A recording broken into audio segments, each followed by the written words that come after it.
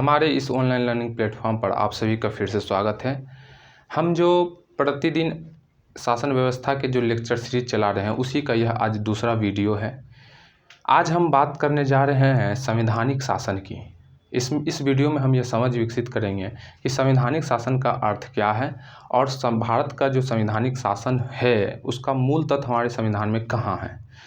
इससे बात करने से पहले कुछ हम छोटी शब्दावलियों पर भी बात कर लेते हैं ताकि आपका समझ जो है इस पे विकसित अच्छे से बन सके।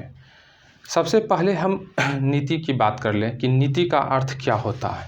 नीति का अर्थ है कि एक दिशा निर्देशों का वह संग्रह होता है। जब किसी दिशा निर्देशों का वह एक संग्रह कर दे और उसका एक उद्देश्य बना दे वह नीति होती है। यह इन जनरल समझें इसको। या फिर अगर हम नियम की बात कर रहे हैं, नियम से इसे समझें कि जब एक दिशा निर्देश हो तो वह नियम होता है। जैसे सड़क की बाईं ओर चलना, यह एक दिशा निर्देश है, इसको हम नियम कर रहे हैं। इसी तरीके से अगर कोई भी नीति जब हम बनाते हैं तो उसमें बहुत सारे दिशा निर्देशों का संग्रह होता है जिसका कोई एक उद्देश्य होता है। कानून की बात करें, कानून क्या है? तो कानून एक उद्देश्य वाले नियमों का संग्रह है। कोई भी एक उद्देश्य हो और उसका नियमों का अगर संग्रह कर दें तो वह कानून हो जाएगा। और जब एक उद्देश्य वाले कानूनों को एक जगह रख दें तो वह विधि हो जाएगी। जैसे लॉ ऑफ क्राइम, अपराध विधि। और एक शब्दावली है स्कीम, योजना।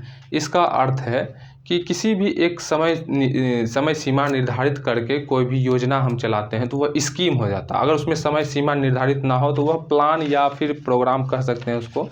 और जब एक तरह के स्कीमों को एक जगह हम जोड़ दें तो वह मिशन हो जाएगा। उसको मिशन कहते हैं, जैसे राष्ट्रीय बागवानी मिशन। अब हम फिर बात करने जा रहे हैं जिसके कारण ये मैंने इस टॉपिक को चुना है, वह है संवैधानिक शासन। इससे पहले आपको थोड़ी सी चर्चा और कर दें जिससे आपको इसकी समझ विकसित हो कि हमारे विधि की खासियत क्या है।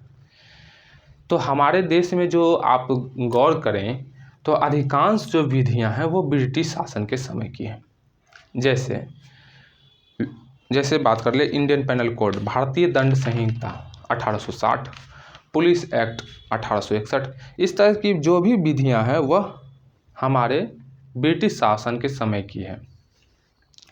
लेकिन स्वतंत्रता के बाद जब हमने संविधान बनाया तो संविधान सर्वोच्च विधि है और सर्वोच्च विधि के नाते कोई भी अगर कार्य हो रहा है तो वह संविधान से ही असंगत नहीं हो सकता। पुरानी विधि कोई भी जो है वह विधि हमारे संविधान से असंगत नहीं हो सकता। अगर कोई भी आप वर्तमान में कोई कानून बनाए या पहले के कोई भी विधि हो, कानून हो, तो वह हमारे संविधान से असंगत नहीं हो सकता। अगर ऐसा हो तो सरकार उसमें परिवर्तन करेगी। यही जो है इसका मूल तत्व है। इसी से आप समझने में समझ यह विकसित होगी कि संविधान सर्वोच्च विधि होने के नाते संविधान के दायरे में रहकर के ही शासन प्रशासन के सभी कार्य होते हैं। यही है संवैधानिक शासन है। संवैधानिक शासन का मूल तत्व कहाँ है हमारे संविधान में? तो वह उद्देशिका में है।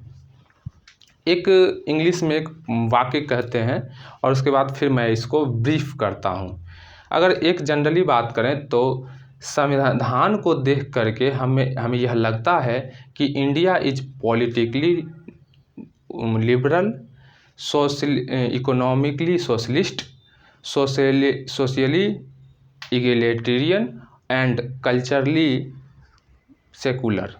यह है कि भारत राजनीतिक रूप से उदारवाद, आर्थिक रूप से समाजवाद और सामाजिक रूप से समतावाद और सांस्कृतिक रूप से पंथ निरपेक्ष राष्ट्र है।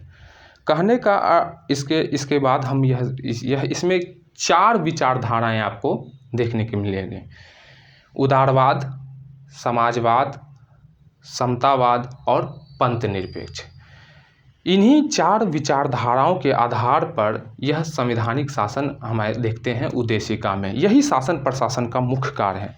एक एक करके बात कर लें कि उदारवाद, उदारवाद का क्या अर्थ है? तो उदारवाद का अर्थ लोकतंत्र, लोकतंत्र कह सकते हैं इसे, लोकतंत्र। क्यों? इसका एक बात कर ले कि लोकतंत्र में जो है, लोकतंत्र का जो राजनीतिक विचार है, राजनीतिक विचारधारा है, वह उदारवाद है। क्यों ऐसा है? क्योंकि लोकतंत्र में अधिकार, व्यक्ति के अधिकार सबसे महत्वपूर्ण होते हैं। तो प्रत्येक व्यक्ति के अधिकार सुरक्षित रहे हैं, यही शासन प्रशासन का पहला कार्य होता है। इसके विचारधारा का यह पहला जो विचारधारा हमने चर्चा किया, उदारवाद, इसका मूल जो अर्थ है यही है। दूसरा मैंने बात किया आपके सामने समाजवाद। समाजवाद कहने का अर्थ है कि समाजवादी अर्थव्यवस्था में क्या होता है कि संसाधन सबके पास, प्रत्येक व्यक्ति के पास उसके हिसाब से उसके पास संसाधन मिल जाने चाहिए। जैसे पानी, बिजली, रोजगार, इस तरह से उसके संसाधनों को पहुंचा दे। तो यह समाजवादी गुण है या समाजवादी विचारधारा है हमारे उद्देशिका में जो शामिल है। तीसरा जो है समतावाद। समतावाद आपने अनुच्छेद 15 में पढ़ा होगा कि किसी भी व्यक्ति को उसके धर्म, मूल, वंश, जाति, लिंग के आधार पर जो है विभेद नहीं किया जाता है। तो जब यह विभेद उसको रोका गया है, तो वह विभेद ही रोक करके हम समतावाद ला सकते हैं। कहने का अर्थ है कि समाज में किसी के साथ भी किसी भी स्तर पर कोई विभेद नहीं हो, यह शासन प्रशासन का तीसरा कार्य। और चौथा है पंथ निरपेक्ष, यानी कि किसी का भी राज्य का कोई धर्म नहीं होगा, ना तो किसी के कोई धर्म के प्रति समर्थन होगा और ना ही किसी धर्म का विरोध होगा। अर्थ है इसका कि सभी धर्म समभाव के आधार पर यह राज्य चलेगा। यही 4 जो कार्य है शासन प्रशासन का, यह हमारे उद्देशिका में दिखाई देता है। इसलिए कहा जाएगा कि भारत में संवैधानिक शासन की जो नींव रखी गई है वो हमारी उद्देशिका में दिखती है। इस तरह से मैंने आज एक महत्वपूर्ण संकल्पना पर बात कर दिए हैं। फिर इसी तरह से मैं प्रतिदिन इस लेक्चर सीरीज में अलग अलग वीडियो